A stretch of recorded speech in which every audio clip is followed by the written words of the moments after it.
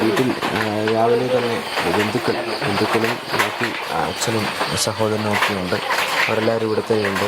സഹോദരൻ എല്ലാവരും സുജിൻ വീടിന് മുന്നിൽ തന്നെ ഇരിപ്പുണ്ട്. അമ്മയ്ക്കായി കാത്തിരിക്കുകയാണ്. കാരണം അമ്മ ഏതാണ്ട് അർദ്ധരാത്രിയോ അല്ലെങ്കിൽ നാളെ രാവിലെയോ തന്നെ എത്തും എന്നുള്ള രീതിയിൽ കാര്യങ്ങൾ ഇപ്പോൾ കുടുംബാംഗങ്ങൾ അറിയിക്കുന്നുണ്ട്. അതൊക്കെ നേരത്തെ എത്താനുള്ള സാധ്യതയുണ്ടെന്ന് അറിയിക്കുന്നുണ്ട്.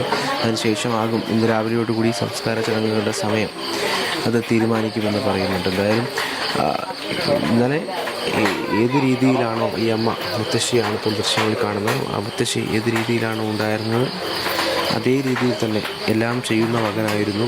അവനത് ചെയ്ത് പൂർത്തിയാക്കാനുണ്ടായിരുന്നു. അവൻ ചെയ്ത കാര്യങ്ങളെപ്പറ്റി, അവൻ എന്തൊക്കെയായിരുന്നു ചെയ്തുകൊണ്ടിരുന്നത് ആ കാര്യങ്ങളെപ്പറ്റി പറയും. തൊട്ടു പിന്നിൽ ആ മതിലിൽ അവൻ വരച്ച ചിത്രങ്ങൾ കാണാം. അവൻ വരച്ച് പൂർത്തിയാക്കിയ ചിത്രങ്ങൾ കാണാം. അവൻ്റെയും അനിയൻ്റെയും അമ്മയുടെയും പേരുകൾ കാണാം. അങ്ങനെ ഈ വീട്ടിൽ മിഥുന് ബാക്കിയാക്കി വെക്കുന്ന അടയാളങ്ങളുണ്ട്. അതുമായി ബന്ധപ്പെട്ട കാര്യങ്ങളുണ്ട്. എന്തായാലും അമ്മ ഇത്തരത്തിൽ തന്നെ തിരിച്ചെത്തും എന്നുള്ള രീതിയിലാണ് കാര്യങ്ങൾ പറയുന്നത്. എന്തായാലും നമ്മളിപ്പം മിഥുൻ്റെ മുത്തശ്ശി ചേരുന്നുണ്ട്. അമ്മയുടെ അമ്മയാണല്ലേ?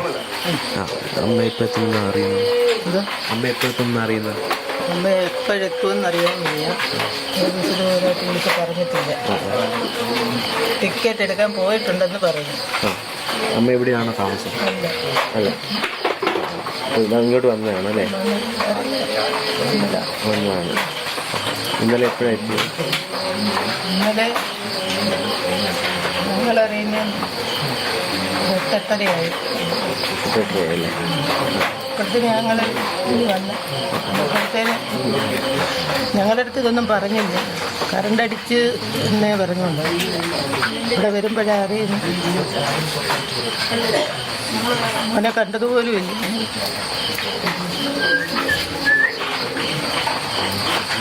ഇപ്പോൾ അങ്ങനെയാണ്. കാരണം ഈ കാര്യം അറിഞ്ഞാണ് അമ്മ വന്നത്.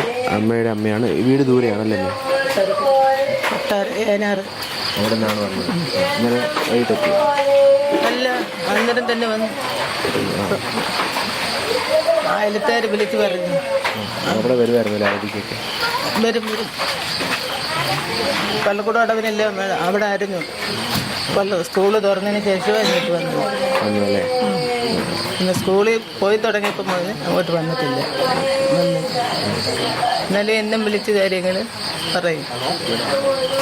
ആശുപത്രി ഉണ്ടായിരുന്നു അല്ലേ അമ്മ?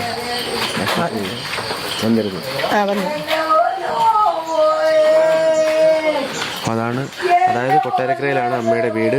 മകൾ ഏതായാലും അച്ഛൻ മനു പറഞ്ഞത് ഇന്ന് അർദ്ധരാത്രി നാളെ രാവിലെ അമ്മ തിരികെ എത്തും. അതിനുശേഷം സംസ്കാരവുമായി ബന്ധപ്പെട്ട കാര്യങ്ങൾ തീരുമാനിക്കുമെന്നാണ്. ഇപ്പം അനിയൻ